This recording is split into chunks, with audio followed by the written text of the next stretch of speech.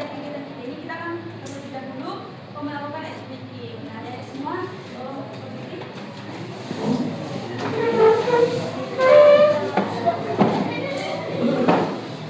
Oke. Jadi ice breaking kita Marina menari di atas menara. Tahu tentang gerakannya belum?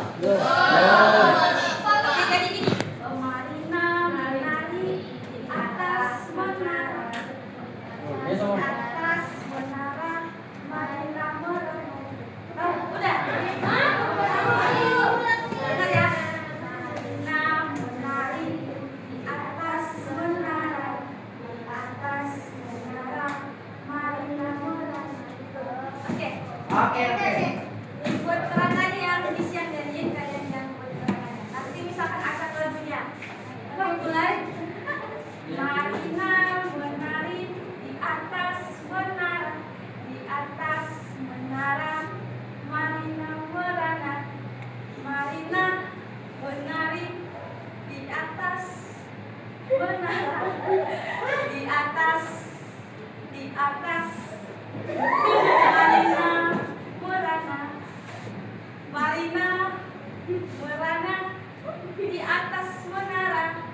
Di atas menara, menari Marina.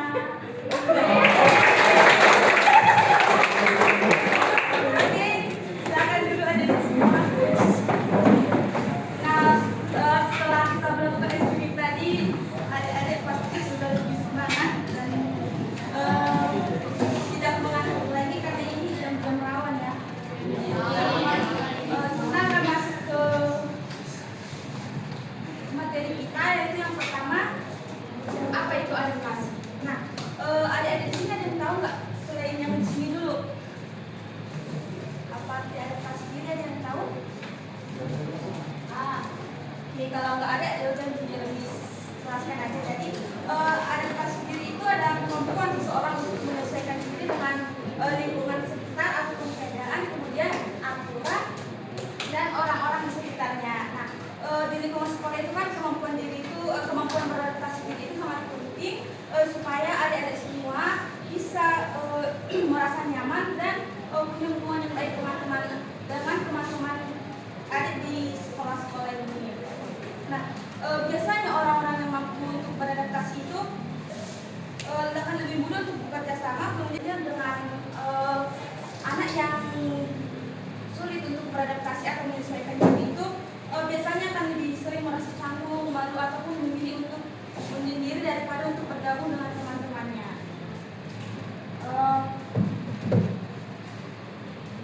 Adik-adik pernah memperhatikan temannya nggak yang lebih sering diam gitu, ataupun yang sulit untuk memulai obrolan dengan teman yang lain, kemudian takut untuk menyampaikan pendapat dan kurang percaya diri saat berada di kelas. Nah, itu bisa jadi tanda bahwa seseorang itu sedang mengalami kesulitan dalam beradaptasi diri. Nah, kadang juga sebenarnya seseorang ingin mempunyai teman dan ingin ikut bergabung, tapi rasa takut ditolak atau takut dianggap aneh itu membuat dirinya menjadi memilih untuk lebih diam. Padahal kenyataannya kan banyak orang juga yang merasakan hal yang sama. Nah,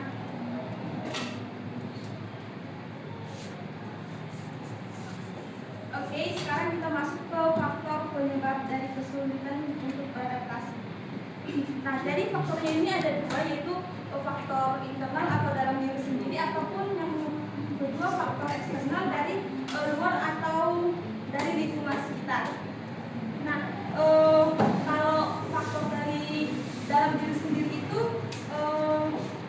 yang pertama ada rasa malu yang berlebihan, kemudian rasa takut gagal dan takut ditolak, atau terlalu cemas sebelum melakukan sesuatu ataupun sesuatu itu belum terjadi tapi rasa cemasnya sudah datang terlebih dahulu.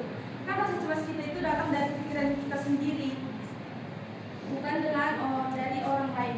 Nah, sedangkan faktor dari luar itu ketika kita berada di lingkungan yang baru dan belum punya teman dekat, kemudian sulit untuk menyesuaikan diri dengan aturan di sekolah, atau pernah memiliki pengalaman yang tidak menyenangkan kesulitan beradaptasi ini bukan berarti seseorang tidak baik atau tidak mampu dalam berteman, tapi memang ada rasa takut dan belum terbiasa dengan lingkungannya. Kemudian contoh kesulitan beradaptasi dalam situasi sehari-hari adik-adik yang tidak tahu Pak.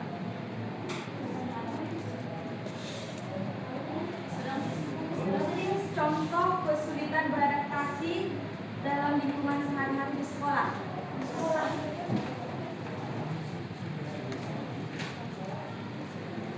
Ada yang tahu nggak? Bisa nih. Paling males kan. Nggak ada mau menyampaikan pendapatnya gitu? Iya, contoh kesulitan beradaptasi di lingkungan sekolah.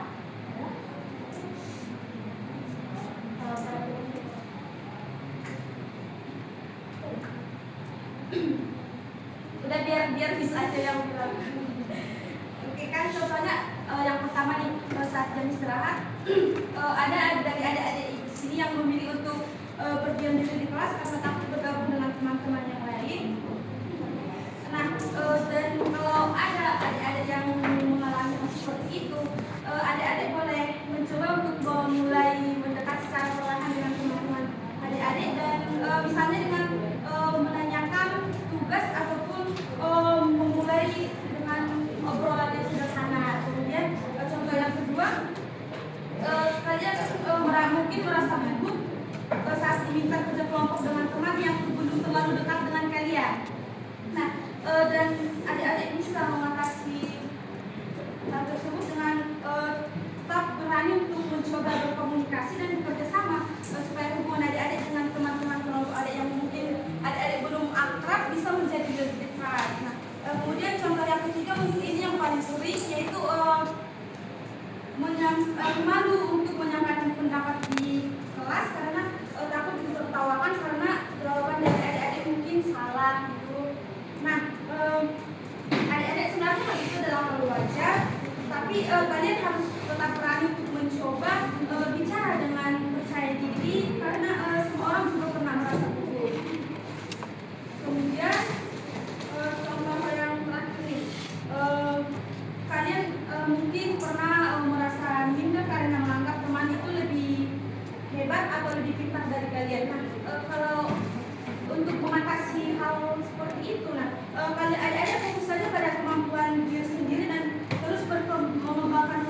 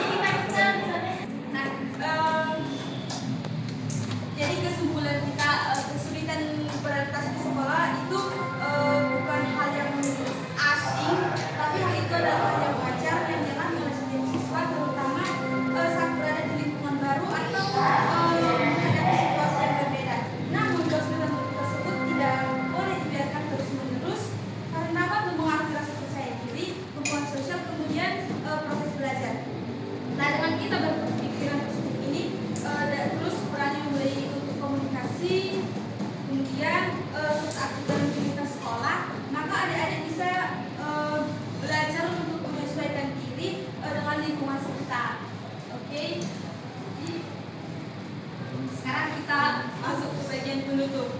Nah, dari yang dijelaskan tadi,